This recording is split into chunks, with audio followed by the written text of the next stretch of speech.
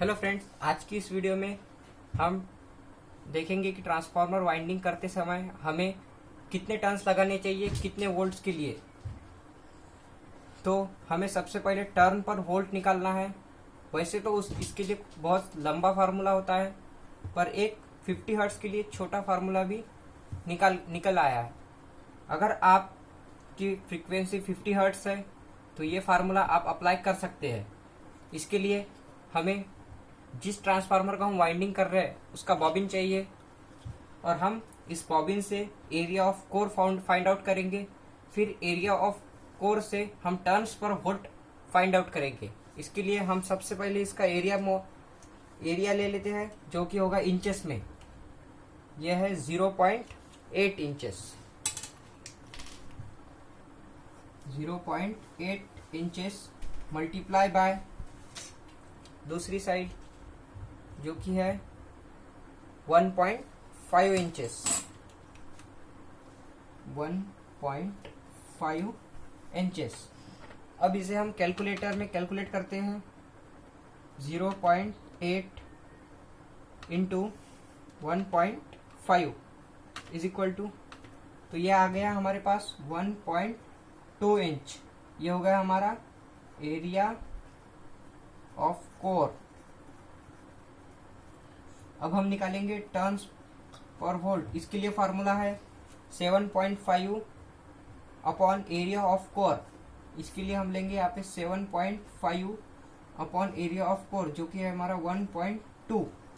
इसे भी हम कैलकुलेट कर लेते हैं। 7.5 divide by 1.2 is equal to, ये आ गया हमारे पास 6.25 टर्न पर वोल्ट।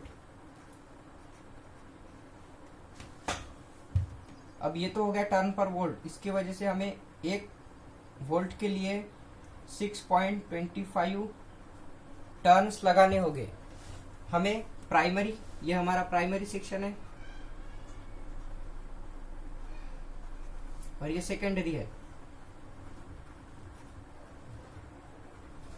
इसमें प्राइमरी सेक्शन में हम 230 वोल्ट अप्लाई करेंगे। उसके लिए हमें 230 वोल्ट के लिए 230 इंटू 6.25।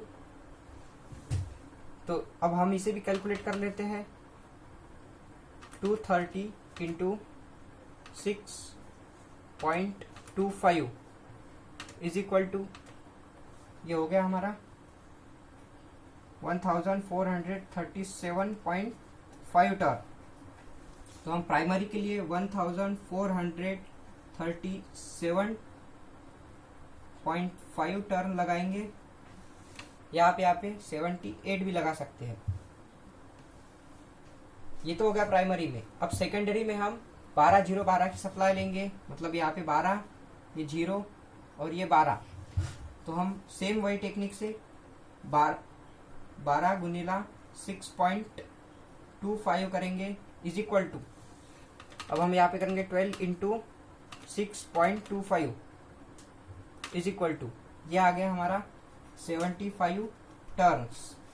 तो यहाँ से अगर हम चालू करेंगे और 75 टर्न्स हमारे यहाँ पे कंप्लीट हो गए, तो ये हो गया 0-12 का। और अगर हम और 75 टर्न्स देंगे तो ये होगा हमारा 12-0-12 का। ये तो हो गया वाइंडिंग के लिए ट्रांसफार्मर की टर्न पर वोल्ट। अब हम ये देख लेते हैं कि हम सीरीज सर्किट में ट्रांसफार्मर को कैसे चेक करें। तो हमारे पास ये सीरीज का सर्किट है। आप देख सकते हैं ये सीरीज में लगाया हुआ बल्ब है। सीरीज में हमने 60 वाट का बल्ब लगाया है और हम इस बारी बारी एक ट्रांसफार्मर को चेक करेंगे। ये हम एसी सप्लाई को इस ट्रांसफार्मर की प्राइमरी वाइंडिंग से अटैच कर देते हैं। बल्ब बंद है, इसका मतलब इसमें कोई भी शॉर्ट सर्किट नहीं है और हमारा जो ट्रांसफार्मर है वो पूरा ओके है। ये हमारे पास 12-0-12 4 एम्पीयर का ट्रांसफार्मर है। देखिए, अब हमने प्राइमरी वाइंडिंग तो चेक कर ली कि ये ओके है, अब हम इसकी सेकेंडरी वाइंडिंग चेक करेंगे। तो उसके लिए ये जो सेकेंडरी वाइंडिंग के आउट है 12012 की, ये हम आपस में शॉर्ट सर्किट करेंगे। तो आप देखेंगे कि ये 60 वाट का जो बल्ब लगाया हुआ है वह जल जाएगा। ये देखिए ये जल रहा है।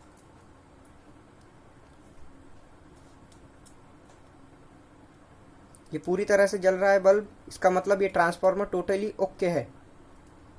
अब हम दूसरा ट्रांसफार्मर लेते हैं।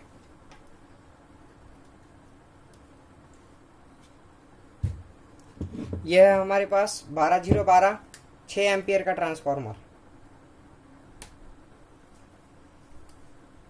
ये देखिए ये शॉर्ट ट्रांसफार्मर है, इसकी प्राइमरी वाइंडिंग जो है ये शॉर्ट है, इसकी वजह से बल्ब जल चुका है।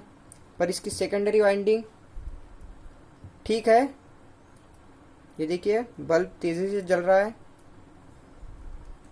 पर इसकी प्राइमरी वाइंडिंग शॉर्ट है, इसकी वजह से हमें इसको रिवाइंड करने की ज़रूरत है। अब देखेंगे हमारा आखिरी ट्रांसफार्मर जो है 15015 8 एम्पियर का, ये वाला, इसे भी हम चेक कर लेंगे।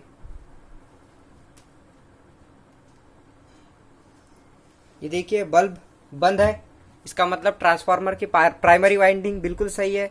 अब हम चेक करेंगे सेकेंडरी वाइंडिंग। सेकेंडरी वाइंडिंग के लिए ये आउटपुट के जो तार है इसको मिलाएंगे। ये देखिए ये सेकेंडरी वाइंडिंग भी पूरी तरह से सही है।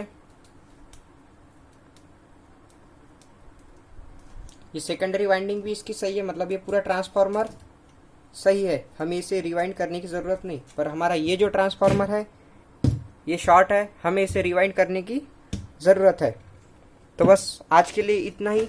अगर आपको हमारी वीडियो अच्छी लगे तो वीडियो को लाइक कीजिए, चैनल को सब्सक्राइब कीजिए और इस वीडियो को ज़्यादा से ज़्यादा शेयर कीजिए। धन्यवाद।